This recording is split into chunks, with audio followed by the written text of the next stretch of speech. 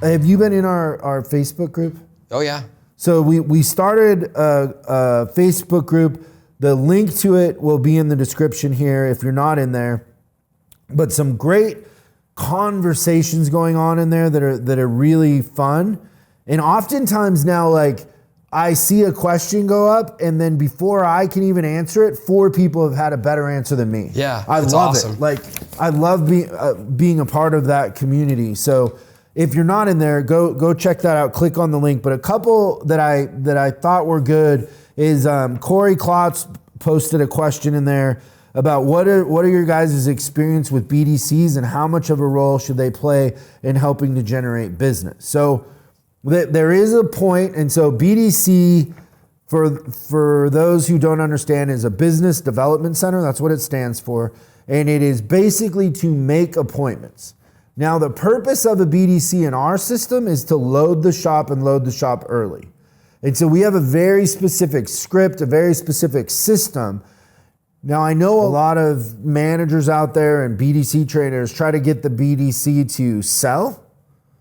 We just try to get them to load the shop, and we get the advisors to sell. I mean, I've never seen it where the BDC sells that it's really that successful. And oftentimes the customer already feels like they're being sold, and they're kind of put off.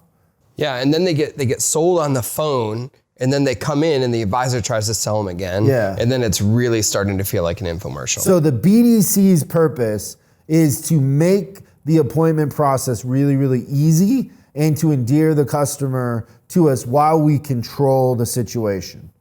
Is basically load the shop early.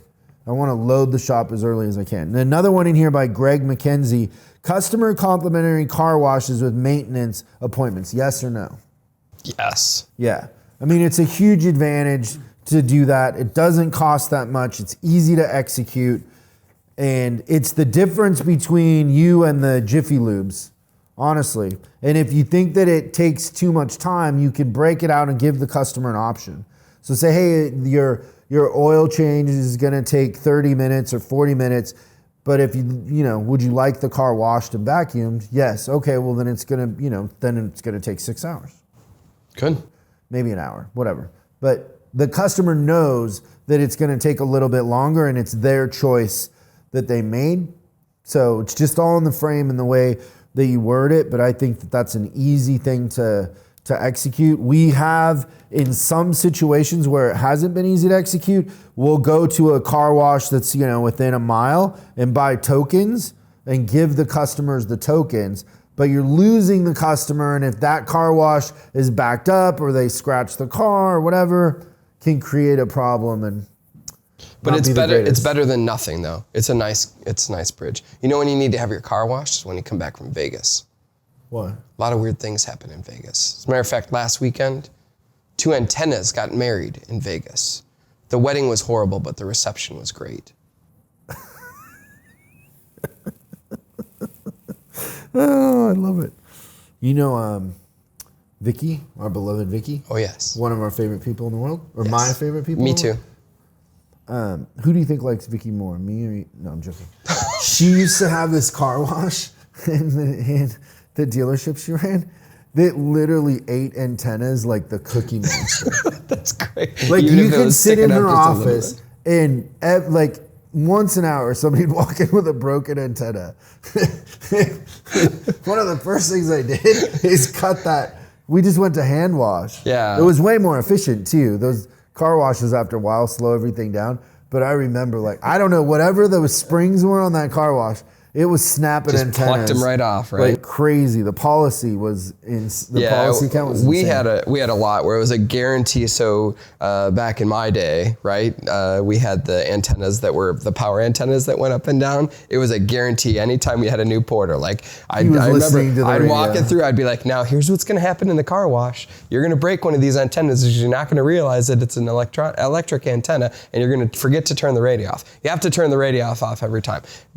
Less than 2 hours later, every time I have that speech, hey, I broke an antenna. I broke an antenna. Really? That's so weird. I didn't expect that. Whatever happened to those antennas that would go up and down on their own? They just got phased out? Yeah, I think so. Well, those are cool. Those motors were nice repairs too, right? Yeah. Decent. How much was that? Like $500-600 to put a new motor in. So it was fun. Would customers just opt to have the antenna up all the time? Well, you get to see people being creative, right? And they'd put weird crap coming out their car, depending on how That's industrious they were. Thanks so much for watching this clip of Service Driving Revolution. We're uploading new stuff every day, so make sure you subscribe and click the bell icon so you don't miss out. If you have a question you'd like us to answer on the show, call 8333-ASK-SDR and we'll answer your question on the show. That's 8333-ASK-SDR.